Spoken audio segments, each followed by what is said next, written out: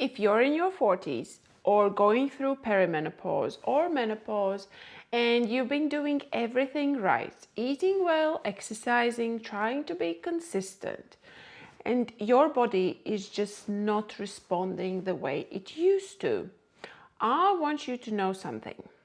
There is nothing wrong with you. Your body has changed.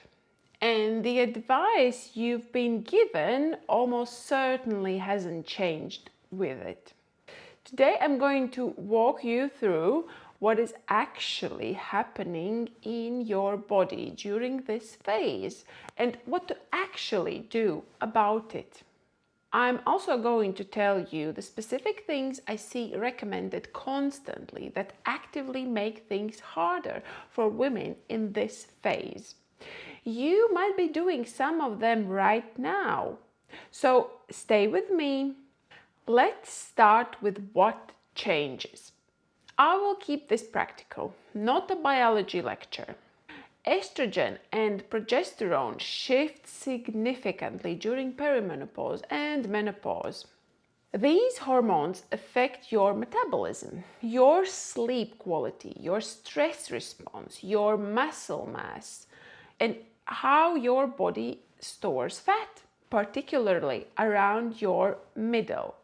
Things that worked in your 20s or 30s don't work the same way. That's not failure. That's a new phase that needs a new approach. So what actually works? Protein, genuinely more than before. Muscle mass decreases with age if we don't actively work to maintain it. Protein supports muscle. It also keeps you fuller for longer and stabilizes blood sugar. I'd suggest aiming for protein at every meal. Eggs, fish, chicken, legumes, Greek yogurt, not just dinner. Quality carbohydrates. Yes, carbs at the right times. This is where a lot of advice gets it wrong. Severe carbohydrate restriction in perimenopausal women raises cortisol, your stress hormone. And elevated cortisol in a body already managing hormonal fluctuation makes sleep worse and increases belly fat storage and destabilizes mood. The fix is not no carbs. It's the right carbs at the right time. Whole grains, root vegetables, legumes. These are your friends at lunch and at dinner, eaten as part of a proper meal. The most common advice I see for women over 40, cut carbs, loads of protein and no fat. That was designed for a 24-year-old man in a cutting phase. It was not designed for a perimenopausal woman. Applied to your body, it will often make things worse, not better. Strength training over cardio. Not instead of movement, but alongside it. But if you are doing an hour of cardio every day and wondering why your body composition isn't changing, try replacing some of that with resistance work.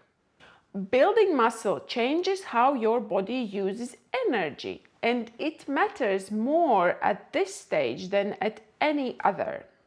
Sleep is not optional.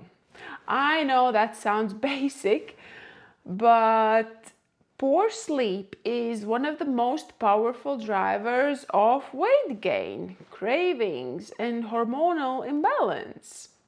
If your sleep is bad, and for many women in perimenopause it is, because progesterone affects sleep quality, that needs to be addressed, not pushed through. Magnesium before bed. No alcohol in the evenings. Consistent sleep times. This matters as much as what you eat. And stress. Real, chronic, ongoing stress. That keeps cortisol elevated. And elevated cortisol keeps your body holding fat. Not because you lack willpower, because of a hormone. And managing stress is not a lifestyle luxury in this phase, it's nutritional medicine. The practical summary: more protein at every meal. Quality carbs, don't cut them out. Add strength training, prioritize sleep, reduce chronic stress where you can. And find a professional who actually understands this phase of life. Somebody who asks about your hormones, your blood work, your specific situation, not someone who hands you a generic plan. You deserve advice that was actually built for your body right now, not a plan designed for someone 20 years younger. Are you in this phase and have questions about where to start? Drop them in the comments. I will answer every single one of them. Thank you for watching and see you next week.